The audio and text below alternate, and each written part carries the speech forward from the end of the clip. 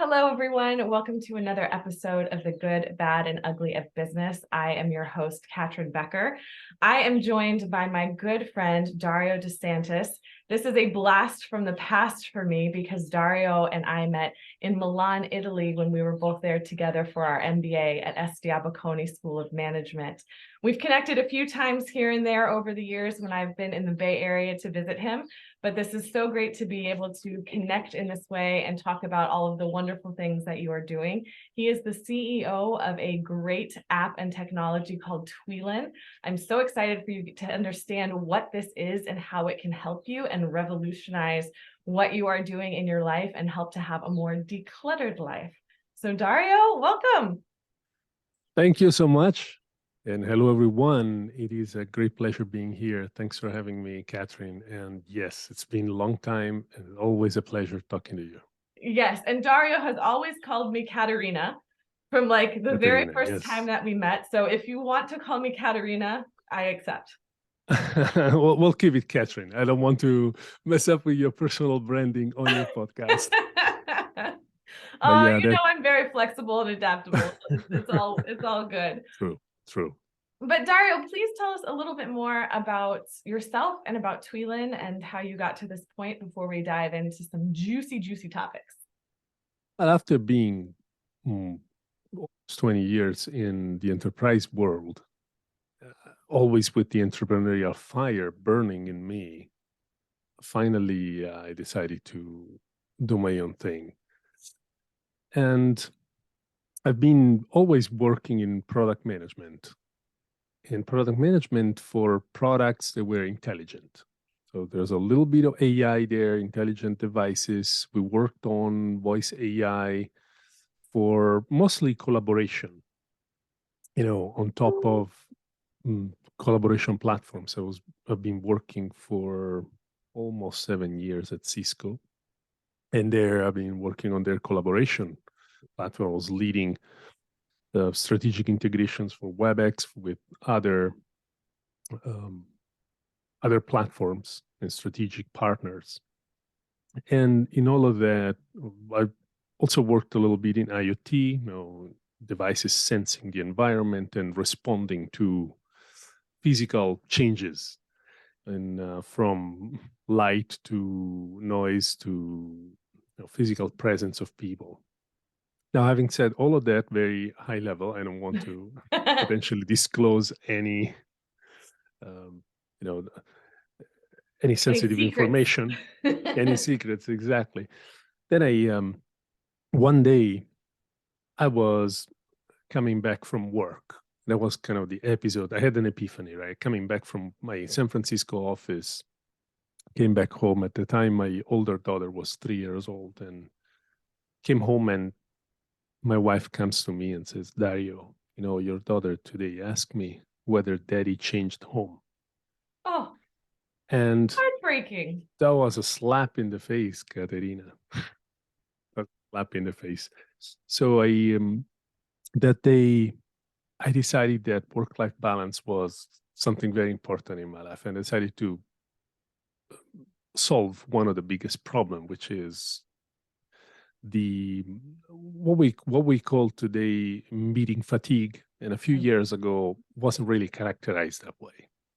So with a friend of mine, we started brainstorming. So how do we end the day earlier for people? And we figured out that there is an excess of meetings. Well, we discover hot air, basically, where everybody knows that there's an excess of meetings. But the meetings about meetings. Meetings about meetings, exactly. Yeah. So we decided to drill down and figure out the root cause for that. And if you think about the way we've been collaborating in the past 15 years, we increasingly had a flood of notifications and messaging coming to us. We had a myriad of apps that popped out like mushrooms everywhere on every device we have. I mean, I have to put my phone in the other room when I record these so that there's not constant ding, ding, ding. It's so frustrating. Exactly. So the fact that you have the phone somewhere else in your room, that makes some rents in your home, sorry, it makes it impossible for someone to get a hold of you in an impromptu fashion. Yes. The only way to get to talk to someone today is by scheduling yet another one-to-one meeting. Calling success rate nowadays is probably around 40%.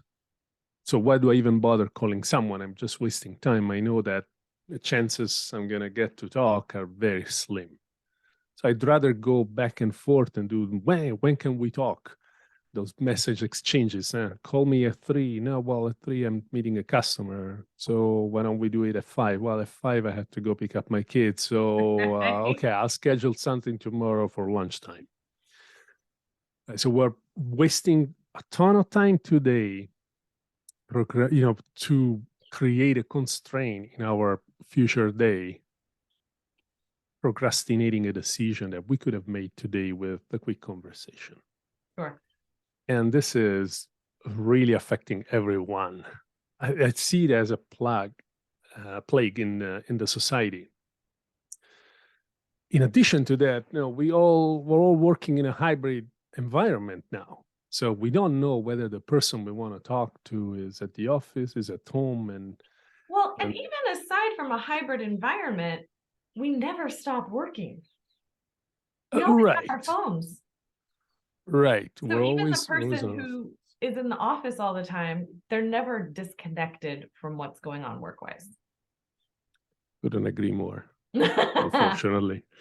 Yes, we're always working. There is a different, the line between your personal life and your professional life blurred big time. Yeah. Especially for entrepreneurs. Especially for entrepreneurs. And the business life absolutely invaded the personal one and not the other way around, unfortunately. Right. No. I feel like we got a taste of that during the pandemic, though. When everyone was working from home, like all of a sudden there was this new sort of personal connection that kind of came up as a result of that, which was a nice silver lining for me. Oh yeah, look, I agree. In fact, my third daughter is very lucky because she sees me every day. And when I have a break, we play with each other. We play a little bit, right? So to a certain extent, that helped me with bonding with my kid. But on the other hand, if I don't work after dinner, I feel I'm wasting time. Yeah. So it's constantly under pressure because we used to have that event that was very clear. You leave the office and now you're commuting home. You have that transition routine that clearly cut the professional day from your personal life, and now you could do whatever you want, and anything you did after commuting back home, that was all overtime pro bono stuff you were doing.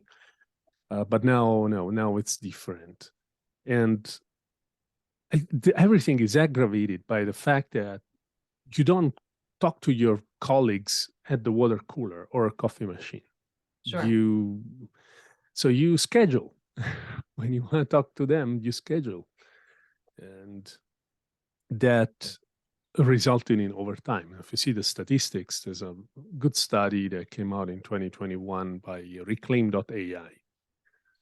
And they've proven that the overtime in the post-pandemic world is 7 hours. And the additional time people spend in meetings is about 7 hours. So there's a direct correlation. We are so saturated that any additional meeting pushes you to work overtime for the same amount. Interesting. Of the same duration. Right? Sure. And that is, so that's all of that to characterize the problem. Now, what we did is, with my co-founder Vivek, we've been working together at Cisco. It's been at Microsoft afterwards. We decided, what if we remove one-to-one meetings from your calendar? Those are about 40% of your total calendar events. We remove them and we transform them into impromptu conversations presenting at the right time magically. Then people will have 40% less events on their calendar and end their workday earlier. So It we does built sound a like a solution. dream. It sounds like a dream, yeah. And and you wouldn't have to spend time. Sorry, you wouldn't have to spend time today to then schedule that conversation, right? So there's a productivity gain right now because you don't have to incur that coordination cost to get to talk to someone, and you don't have that calendar event that constrains you. Maybe back to back, you can't even go to the restroom in between meetings, and you're there because Yeah. so In the total height crazy. of my craziness, I mean, if I got lunch every day, if I got lunch once a week, I was doing well. My husband would call me and it'd be 3:00 and he's like, "Have you eaten yet?" I was like, "No, I got one more call. I'll eat after that." And then, of course, when you're in back-to-back meetings, now you got to do all the work from those meetings, and it just continues. Exactly. It's continuous, and sometimes a meeting ends early. You got 10 minutes. You will even say, maybe I could have talked to that guy quickly if only, would have removed that meeting tomorrow. And so we give an answer to all of that, right? We built this solution that figures out the right moment for you to talk to someone in an impromptu fashion and picks the right channel. It works like that. It allows you to make wishes. Wish to talk to Catryn tomorrow for 10 minutes about something. Now you see that I want to talk to you, and you decide whether, okay, accept, or no, I'm busy. Let's say you accept. Now tomorrow at the right time, our solution looks at a few telemetry data points from all your devices. We work with laptops and also phones. And we also access your calendar availability, only the headers of your calendar events. We want to know whether you're busy or not. We don't want to know what you need to do and whom you have to talk. We absolutely don't care about that. And then based on this telemetry constellation of telemetry data point, we go and figure out the right moment and the right channel for talking on the fly. Let me give you an example. I might be at the office today. I want to talk to you. So I make a wish to talk to you via Microsoft Teams. We have a Microsoft Teams integration and a Windows telemetry thin client that gives us availability information when you are on your laptop.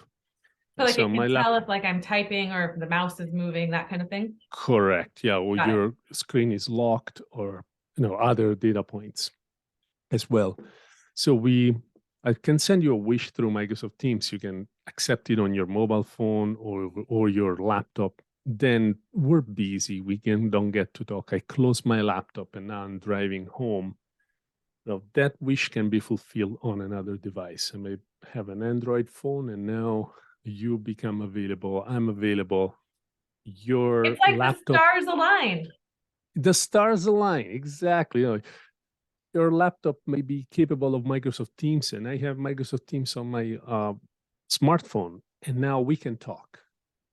So we look at availability of people, reachability of between the two their devices, currently active devices, and then we make that connection. And we're building that for enterprise. I love this so much. I just did an interview on a TV station where we were talking about the difference between transactional activities versus transformational activities.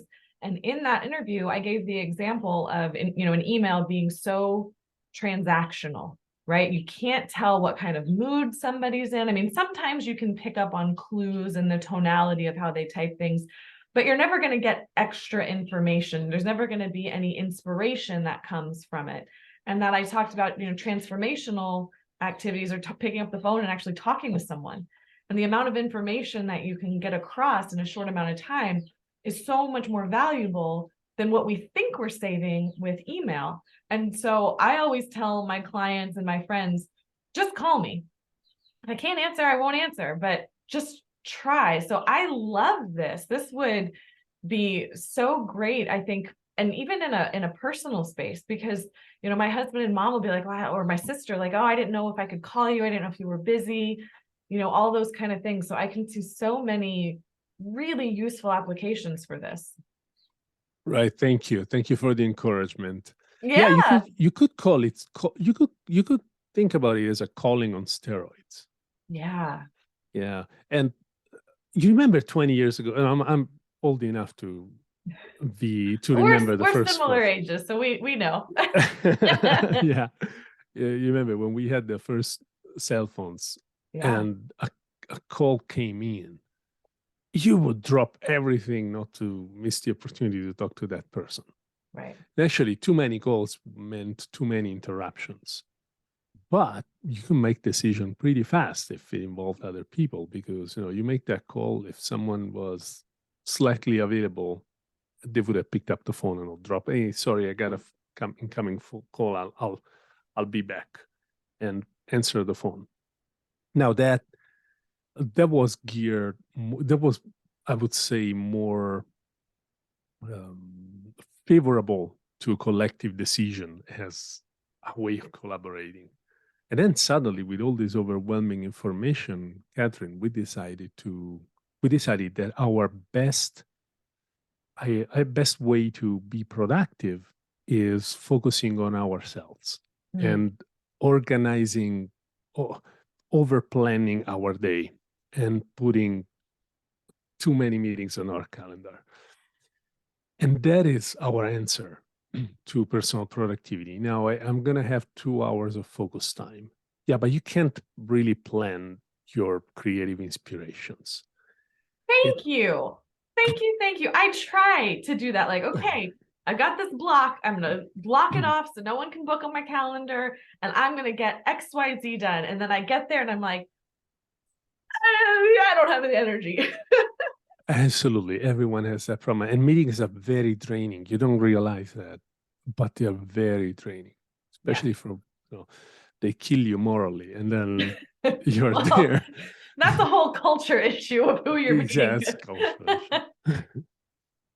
So if you want, what we are trying to do is we want to go back to the effectiveness of 20 years ago, when you could easily talk to someone, but without affecting your ability to focus.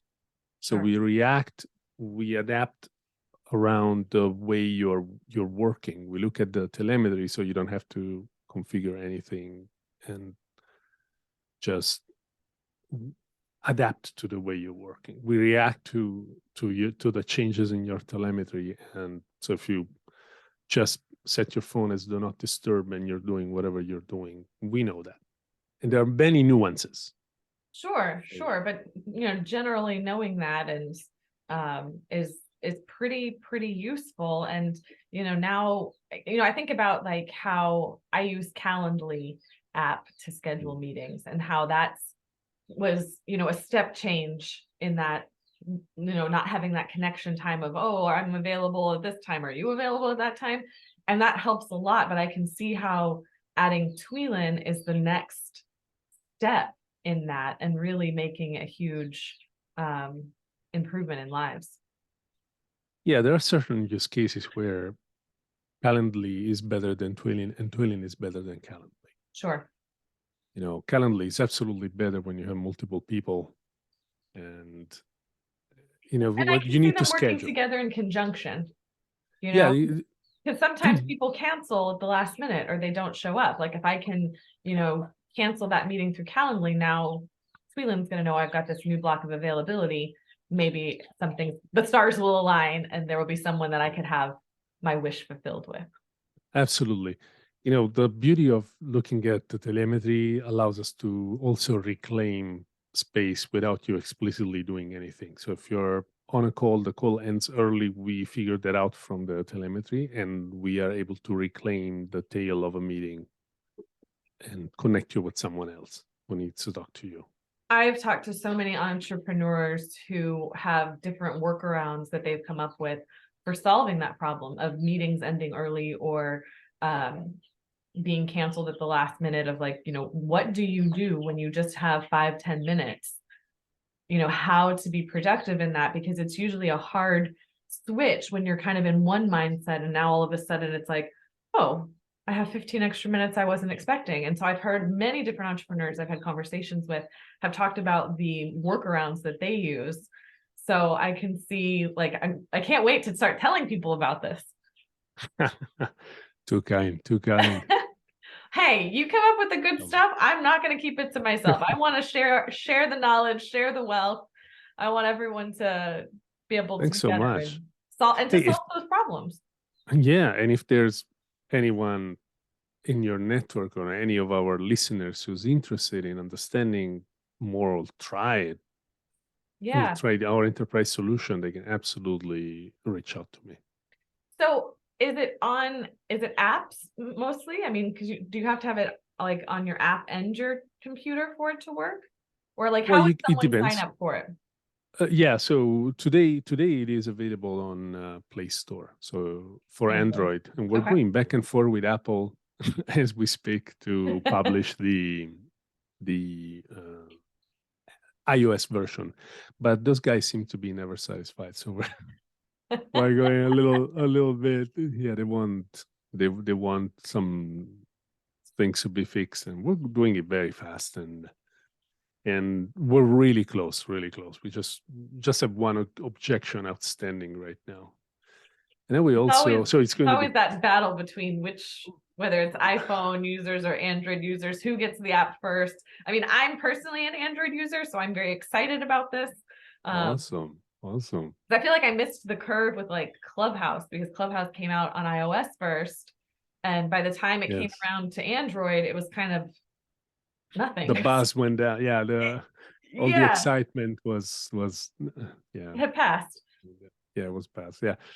And then we also have a Microsoft Teams integration that we're publishing, and there's a Windows telemetry app that we're publishing. They're currently running on my computer, both, but they're not publicly available yet. We're also going back and forth with Microsoft. Also, those guys seem to be never satisfied with. But it's good. Look. Hey, you're having the conversations with them, so. Oh, look, it's an enterprise solution, Catryn. You must be airtight and must comply to their own guideline for everyone's good. So, well, and it makes sense because, for anyone who's ever been an early adopter of something, a new technology, when you take it and if there's bugs and it doesn't work for you, you stop using it and you find the next thing. So to have that little bit of extra time to make sure that you get it right in this case seems really important. I agree. Now, that clashes a little bit with the way, the lean startup concept works, where you don't have to be perfect when you're throwing something out there. But we are, we did a little bit of lean experiments, but we come from that industry that we are serving. So I think we have enough knowledge and, a relationship to validate early our concepts and potential commercial routes when important players in the distribution space, and so we've been able to validate our concept fast. In our case, we had initial lean iterations, but now we're pretty sure about what we're building, and we already have customers lined up. I am very excited. So could I go to the Play Store now and put it on my phone? Absolutely. And I would do that, except my phone's in the next room. Yeah, that's right. And next time you want to talk to me, just send me a Tweelin wish. I will. So, we've spent most of the time that we had allotted so far just talking about the service itself, what the problem is, and how you're solving for it. We had kind of another direction we were going to go with this, but in favor of time, I would like to reschedule and have another, continuation of this, because I think what's really an interesting conversation to have is the cold start problem and how we address these new things that come on Zoom is a great example. So I was using Zoom back in 2019 for the work that I was doing because it was important to have the face-to-face connection with people who weren't local to my area, but people felt so uncomfortable getting on to Zoom. Then, of course, the pandemic happened. Now everybody's on Zoom. Like, you don't think anything of like, oh, I've got a Zoom. If I said that in 2019, people looked at me like, you're going to do what? They had no idea about the software and how it comes through. So it's a real challenge on how you introduce these new things that require someone else to have it on their end for it to work. I don't know if you want Absolutely. to touch on that a little bit quickly, or if we should just have a separate time to go through that. Well, you tell me. I can answer that right now, or we can do another when we can Let's give a do little just bit a of quick heads up. tease. Yeah. Well, quick tease. What I think is that any product that satisfies three conditions can become successful. The three conditions are: it solves a problem that is very common in a large enough target segment. Now, this problem is urgent to be solved, and there is willingness to pay to solve that problem. Those are three pillars for a successful product. So if you nail that, then it's a matter of communicating to the right segment the value of your product, and if the quality is good, they will use it. Mm. So it boils down to this. Now, how do you stand out in this jungle of over information that continuously bombards us? That is a challenge. That is a challenge. And that's where creativity and the art of marketing and participating to your podcast may make a big difference. But it depends also on the type of product you're selling. If you're B2C, then you have to be very marketing heavy, obviously, but you can also leverage a certain amount of network effects, virality, Sure, that you wouldn't for enterprise. In my case, we are going door to door substantially and starting from our immediate network, which is ginormous, having worked in the industry for a long time, sure, and establishing partnership agreements. That is always great. If there's a partner potentially for B2B organizations that is already serving your target segment, and they already have channels and salespeople in place, you can integrate with that partner and go to market together and give them a substantial revenue share. Is going to be much simpler, faster, and cost-effective than creating your own sales organization and running operations. Yeah, absolutely. The power of partnership, the power of relationship is huge. Absolutely. Yeah. That's just a little bit of I little know. dose. I like we talked about before we started the recording, I like to keep this 30 minutes, and I know we're coming up to that time, but we could go and talk for hours. Oh, absolutely. I'll be happy to do that again. Yes. If you think there's value in it. Yes, me too. Because I think the last time we met was probably in person, was like 2019, I think. Yes. We had dinner at your uncle's house, your cousin's house. Oh yeah, that's right. Yeah. We also had a very nice sushi here in the Bay Area. Yes. I've come and visited you a couple of times now. When are you coming to Texas? Oh, pretty soon. Look, pretty soon. Hey, Austin's right next door.